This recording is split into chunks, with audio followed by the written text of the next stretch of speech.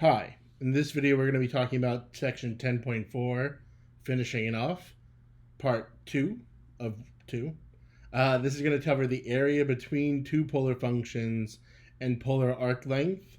So in the last video, we found that in polar, the area should be the integral of 1/2 r squared, d theta, from some angle alpha to some angle beta. All right. Just like in the last video, what I want to do is motivate what we had between two regular functions. So again, in Calc 1 or AP Calc, the situation was like this. You had some big function f of x, and you had maybe some other function g of x, and you wanted to find this shaded area between the two. And we wanted to make sure we came up with a formula. Well, the formula was still based on rectangles. Hello, we're in rectangular coordinates, right? And we would use stuff like that. And it turns out that the area you would want to use would have been the integral from the two intersections. Cough, cough, cough, that's going to be the hard part. And you would do the length of the rectangle, or the height of the rectangle, which is the f of x minus g of x dx. Beautiful. It's beautiful to me. So in polar, what's the situation? Now, probably you haven't done much graphing of polar. Maybe not since pre-calc, maybe not since just 10.3, and that was the only exposure you ever had to it. So in polar, we're going to have, let's say, two functions, some outer circular squiggle, and some inner circular squiggle, okay? Now, if I want to describe their area, we want to do the same exact kind of thing. I want to take the outer sector and I want to subtract the inner sector. Okay, but because I'm subtracting the sectors, it's going to look a little different. It's going to look a little like washer formula. The area between these two regions will still be from alpha to beta. But that red function would be 1/2 r1 squared. If we call this outer function r1. And then we'd subtract 1/2 r2 squared. So notice they're both getting squared individually. We are not squaring the parentheses here. We are squaring each polar function individually. Please be very, very careful with that. Copy this down, take a picture, I don't know, screenshot. All right, so let's do an example. For this example, I want you to find the area inside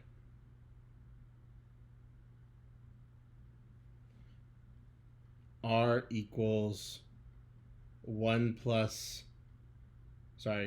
equals 2 plus 2 cosine theta, and outside r equals 3.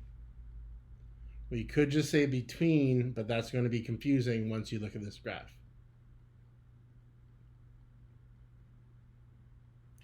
Speaking of graphs, I want you to take a second. Can you tell me what each of these graphs looks like? Can you graph them?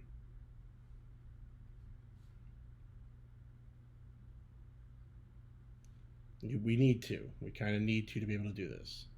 R equals 3 should have been easy. In polar, that's the very idea that we have a radius that's only ever 3. And if we're talking about a radius that's only ever 3, we're talking about a circle. You should have seen the circle I drew in my first take. It was so perfect. And now I'm going to be very disappointed in the other circles I draw. That's okay. All right. And what's this look like? Did you find it? Graph some points. Hint, graph the key points. Talking about theta and r. The key values, you should have had this already. 0, pi over 2, pi, and 3 pi over 2. When I plug them in, what do I get? Try it out. 3, 2, 1. Here we go. 4, 2, 0. That's what makes it a cusp, which makes it a cardioid, and back to 2. So at 0, I'm at one more tick away. Pi over 2, we should be at 2. 3 pi over 2, we're back down to 0. Sorry, pi, we're back to 0. I'm sorry, I misspoke. Pi, we're at 0. No on that axis. And 3 pi over 2, we're 2 along this axis. And for our cardioids, we go like this, making it cusp, bending back out. Let's try to be symmetric.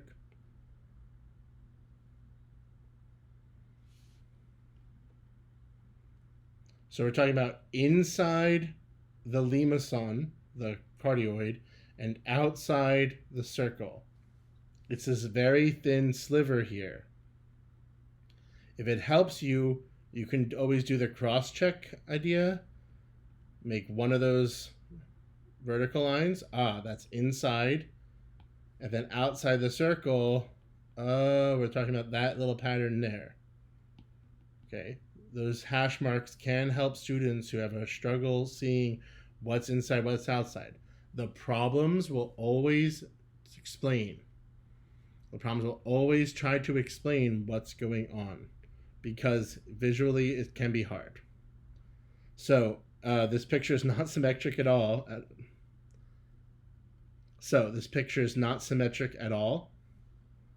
I'm going to try to make it a little more symmetric because the argument I'm about to make depends on it being symmetric. So I'm laughing about this because it's really important that things look relatively symmetric for what I'm about to say. That's at least a little better. So we're talking about this green little area here, the sliver. We need to find the intersections, just like we used to in rectangular. And we haven't really talked about this yet because we haven't needed to yet. This is going to be a whole topic where we're probably going to have a little digression on this in a minute. But it's more complicated than in rectangular is my main takeaway. But not this problem. This problem is just 3 equals 2 plus 2 cosine theta. Easy peasy. I set the r's equal to each other. That's always how we find intersections. We set the functions equal. In this case, it's r's. And then that should tell you the theta equals pi over 3. Not 2 pi over 3, I'm sorry. 5 pi over 3. And likewise. So this one's pi over 3, and the lower one's 5 pi over 3. Now, super big warning, careful. Pi over 3, I'll write it as an integral. This does not do what you want.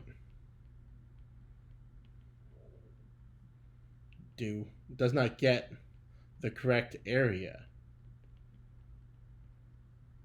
You have to remember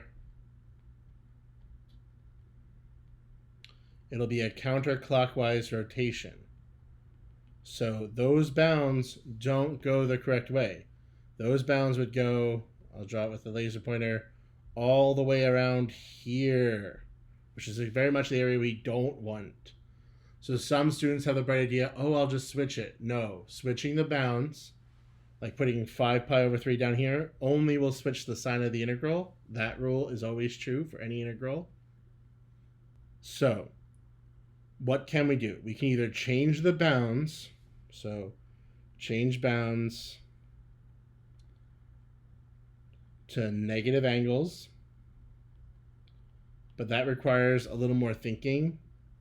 We don't have to. Or my preferred method, use symmetry. So changing the bounds is not that bad. You just think about which angle is this. Which angle for this equation would get me into the fourth quadrant but be a negative angle? And it's not that hard to think about. It's very similar to the two angles we have listed already. My preferred solution, though, is with symmetry.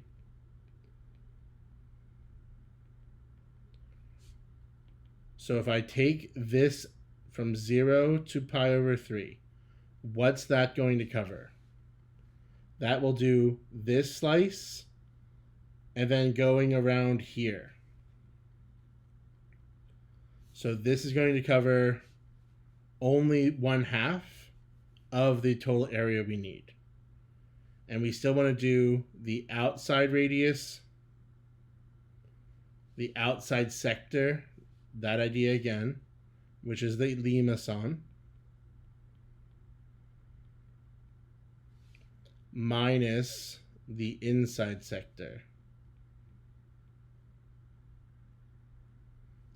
Sorry, I forgot the 1/2. We're going to end up factoring out the 1/2. A lot of times I will do that, so just watch me on that. Be careful that I'm actually doing it. D theta. The whole thing's inside the integral, right? This covers 1/2 of the intended region.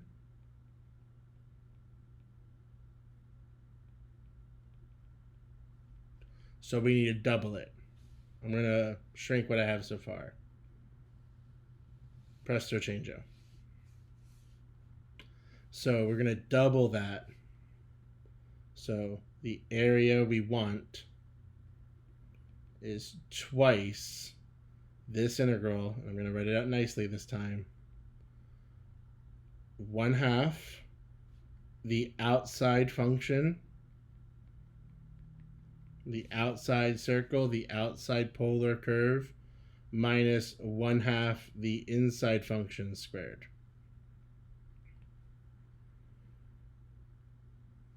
Okay, notice where the squares are. Notice those 1/2 aren't getting squared. Please be careful. All right, if I factor out the 1/2, the 2 is going to cancel. So I'm going to have 0 to pi over 3. We're just going to start foiling things together. 4 plus 8 cosine theta plus 4 cosine squared theta minus 9/2.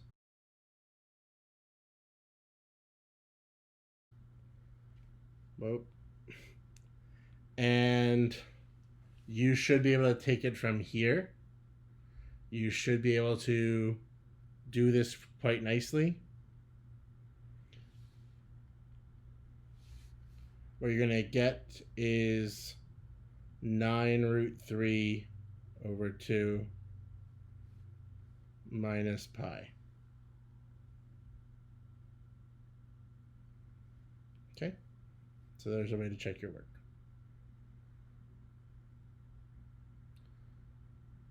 Next.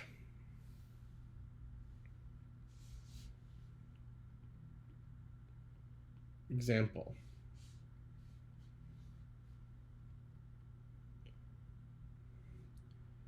Find the area inside r equals 3 sine theta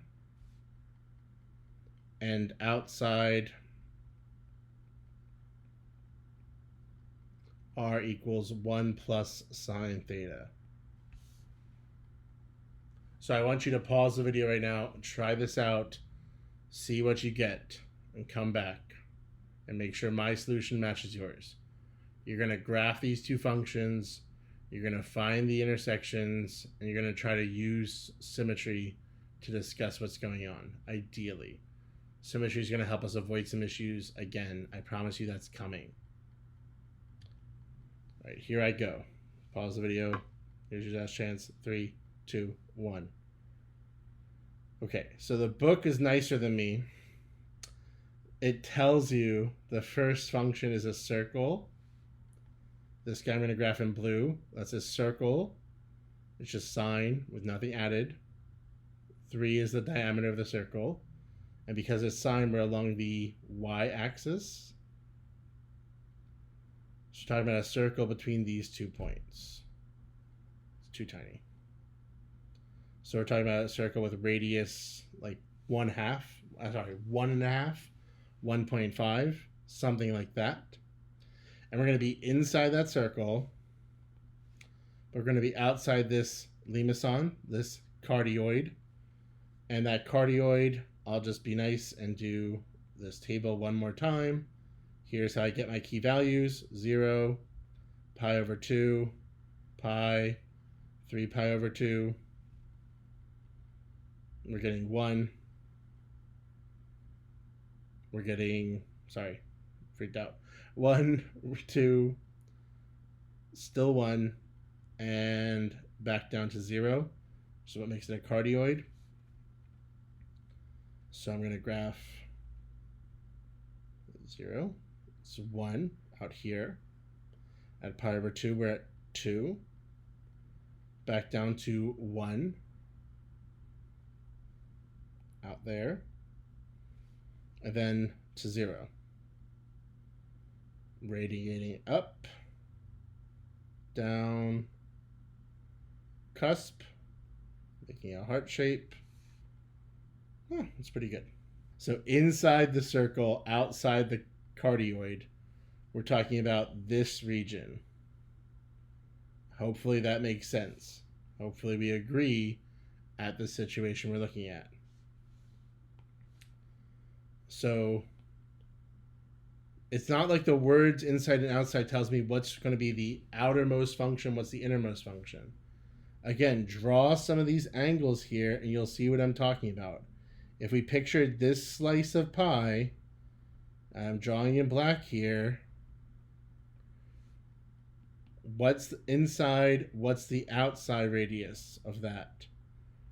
Okay, so I've been talking about, I want the blue function squared minus the red function squared, because that's the inner radius versus the outer radius here. I hope everyone's okay with this being my integral. Right? Take a look at that. Make sure you understand why it's the inside squared minus the outside squared. We need the bounds. To get the bounds, we need to do the intersections.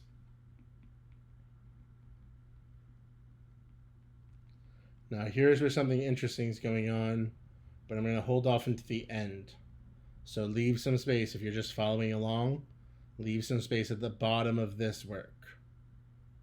So we have 3 sine theta equals 1 plus sine theta, which is 2 sine theta equals 1. Sine theta equals 1/2. Theta equals pi over 6 or 5 pi over 6, the quadrant 2 angle. With obviously other solutions. Now, do those two intersections work as bounds? Yes, very much those two intersections will work as bounds. This is the pi over 6 angle. This is the 5 pi over 6 angle. And if we go out in a circle, that would cover the entire region. If we go out in the normal situation, that would work. So you could use pi over 6 to 5 pi over 6. That's option 1. If you tried my method and just wanted to stop at a good angle, you could use the area equals twice, start from pi over 6, stop where? Where would you stop to only get half of that green shaded region? Pi over 2 is the correct answer. With that same beautiful integral.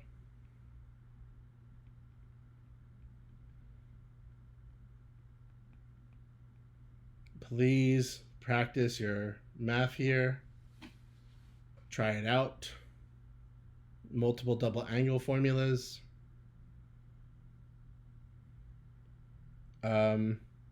Yeah, maybe I'll do this one. So again, really try it out. If you really want to see every single step, I'm going to give you a chance. 3, 2, 1. I'm going to start with the one that's on the bottom. You could have started with the one that's on the top. Either way, it's the same. Just going to factor out the 1/2 to kill that 2 on the outside. And we have 9 sine squared minus 1, sorry, I'll just write it out, plus 2 sine theta plus sine squared theta, d theta,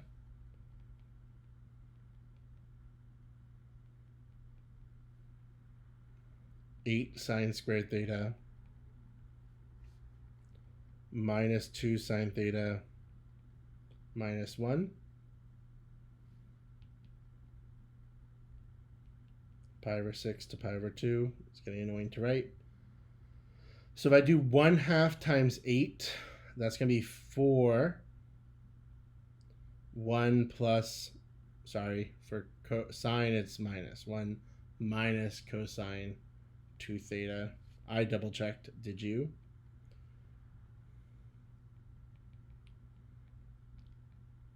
Very annoying, not beautiful, not great. Ooh, I dropped a d theta.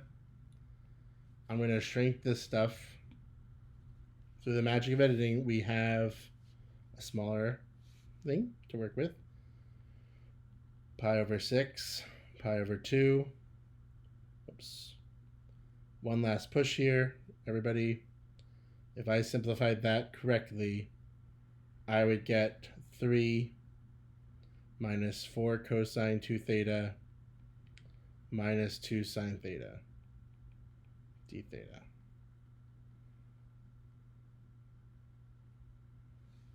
Beautiful. 3 theta minus, this will end up being 2 sine 2 theta minus 2 cosine theta. Sorry, that'll switch signs because the derivative of sine should be negative cosine. Theta equals pi over 6 to theta equals pi over 2. The pi over 2 should be easier to plug in here. I'm getting 3 pi over 2 minus 0 plus 0, promised you, see, minus pi over 2, 2 theta would be pi over 3. Sine of pi over 3 is root 3 over 2. So this is minus root 3. Cosine pi over 6 is also root 3 over 2. Times 2 is just root 3. So if everything cancels out nicely, we just have a very nice, simple answer, pi. Okay? Now, before I go to the next slide, we are going to talk about these intersections at length on the next slide. So if you look at our graph, you should notice two things. Our graph, we very clearly have a point, I'll highlight it in yellow, on the limacon 0, 3 pi over 2. And if you notice our graph, it's kind of small now. The circle also definitely touched that point. Let's see if I can do this. right? The circle is also definitely there on the origin. But when we did our intersections, we didn't find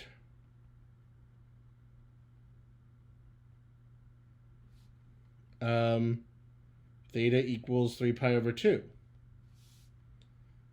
That's a major concern. And that's why you probably want to try to use symmetry, because we can miss certain intersections. So here's a big hanging part of all of our discussions so far.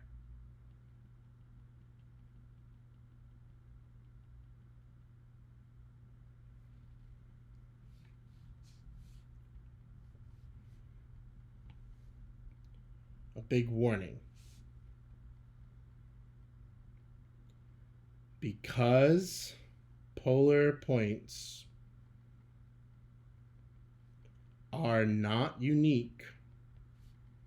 Remember, we discussed the pole has infinitely many representations. All the points have infinitely many representations. Intersections cannot be found algebraically. Okay, now that's not entirely true. You can find some of them. What I'm saying is you need to make a graph. Rectangular coordinates, you don't need to make a graph because points are unique. If you don't remember what I meant by points are unique, 3, 0 in polar, that's a radius of 3 and an angle of 0, is the same as doing -3 but in the pi direction, which is the same as doing +3 in the negative pi direction. Okay, and we can do one where they're both negative. It's -3 in the -2 pi direction. Okay, they're all the same, and they would have different intersections. They would all represent the same point, so they all could represent an intersection without being a collision. So in case that's confusing to you, again, think collisions versus intersections. And this will definitely be more important when you get to multivariable. But if I drive through the intersection at time 1 and I keep going, and car 2 drives through that same intersection, we don't necessarily collide, but we cross paths. That's the idea. It's the ability for two graphs to cross paths without having that exact same theta. I'm going to do an example of this, a very simple example. But again, the idea is what the main takeaway from all this slide is what? Make a graph to find the intersections.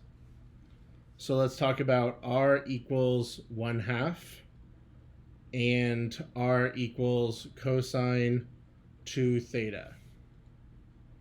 All right, we're just going to do the intersections here. Okay, if I set them equal, 1/2 equals cosine 2 theta. We'd have 1/2 equal, 2 theta. What are the angles that make cosine equal to 1/2? Well, it's the pi over 3 kind of angles. And cosine is also positive in the fourth quadrant. So it's 5 pi over 3. Stuff like that. And so your list would look like pi over 6, 5 pi over 6. And you would just go on your merry business thinking that you found all the intersections. All right, but if we graph this, again, can you graph that? Can you graph each of them? Try it now. R equals 1/2 is a circle with radius 1/2. Never symmetric. Never do it right. And how about r equals cosine 2 theta? We've talked about this a few different times in a few different videos now. That's going to be a rose with petals here, with petals with length 1, because the coefficient of the rose is 1. And please try to graph it. Down, out, in, out. And you don't have to be able to graph it as beautifully as me. And again, I'm really not saying it's that beautiful. It's definitely not symmetric. It was looking good for a while, I feel like. All right, so what intersections did we find? We found one at pi over 6 and 5 pi over 6 over here. Like, oh, well, maybe they were just on that list that you just chopped off arbitrarily. Well, where are these other ones at? You'd have 7 pi over 6. You'd have 11 pi over 6, just to get to 2 pi. 7 pi over 6 is down here. 11 pi over 6 is over here. But wait. Well, okay, well, maybe if I kept going. Well, no, if you keep going, this is just circular back to pi over 6. It's the same reference angle. So that doesn't help. This list is literally missing 4 more intersections. How? Because they would be found with r equals -1/2, which crazily refers to the same exact circle in polar, which again is the same problem with the uniqueness up here. Negative radii can give us the same exact point. And if you used r equals -1/2, you would find these other ones. This is at pi over 3 and 2 pi over 3 and all these other angles. That's why, so one leaf is best done with symmetry.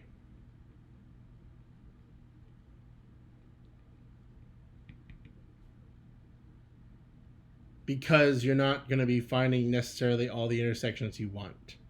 Okay, one leaf or one area, all right, and especially with something like this.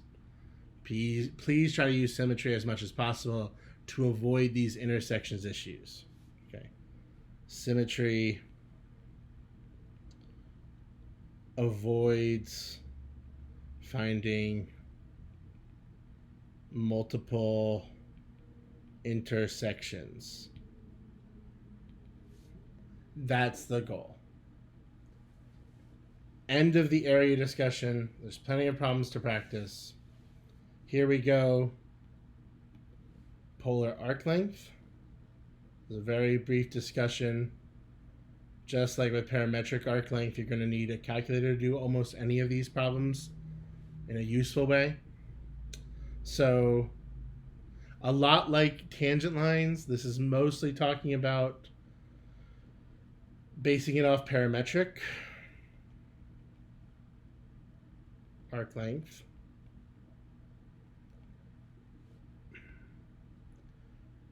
You'd have an integral, square root, and then it was the derivative with respect to x plus the derivative with respect to, the derivative of x with respect to t plus the derivative of y with respect to t, both quantities squared, and then the whole integral is with respect to t.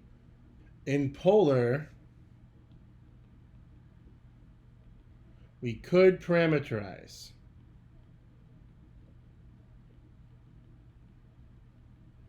Which is like we have r equals a function of theta. We could make x equals r cosine theta. Y equals r sine theta. That's the trick we use for tangent lines. And it would work here. It would work here more or less fine. And then use arc length formula above. But this is messy. We need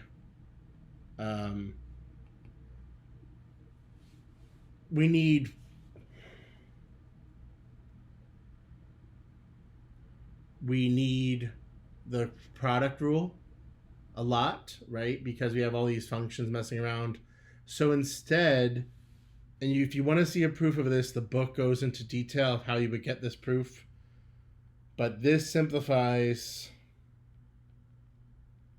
to a much nicer formula that you could use much more readily to, after a lot more work, a dot dot dot is doing a lot of the heavy lifting here, from A to B, and it'll be angles now, sorry, alpha to beta,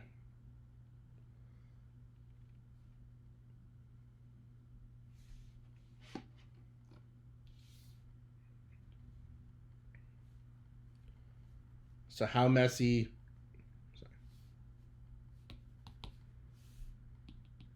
how messy is it? It's really messy. So if you want to see how this works, after a lot of work, this would simplify to arc length being, and now we're definitely going to have angles. Sorry, let's make it a nicer beta. A square root, surprise, surprise, all of these are based on Pythagorean theorem, r squared, not a derivative, just r squared, plus the change in r per change in theta squared. So it doesn't require parameterization. It's very, very nice to use this formula. Okie dokie. So that's the idea. We'd almost always need a calculator because it's still messy. We're just going to do one setup before we go. So example, set up, surprise, surprise, the arc length formula for our favorite function, r equals 1 plus sine theta. Are you tired of seeing this? I am too. From theta equals 0 to theta equals 2 pi. Okay, so one more time. What's that function? It's a cardioid. It's centered on the y-axis. At y-axis, it'll have a maximum height of 2. It's pi over 2. On the x-axis, it's 1 and negative 1. In polar coordinates, 1, 0, and 1 pi. And a cusp at the origin, at the pole. Last time we have to call it the pole for a little while. And so 0 to 2 pi is giving us the full perimeter, the full circumference, so to speak, of this cardioid. So the arc length of the cardioid, circumference you could think of it, would be from 0 to 2 pi, square root, r squared is easy enough. I'm literally just plugging in the function there. And d theta. So what do we need? We need dr d theta. It's the only time we're going to use this, really, in this course.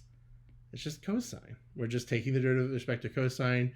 There's no need to multiply by cosine. There was no need to multiply by sine. It's just cosine. Sorry, let's write that different. Cosine theta squared, like that. And you would actually need trig. You might hope for a Pythagorean identity. It doesn't quite work. You would just punch this into the calculator, or Desmos, or Wolfram, and solve it. I don't think Desmos can do it. Wolfram. All right, so that's it for chapter 10. Thanks for watching all these videos. Make sure you practice, practice, practice, and good luck. Bye for now.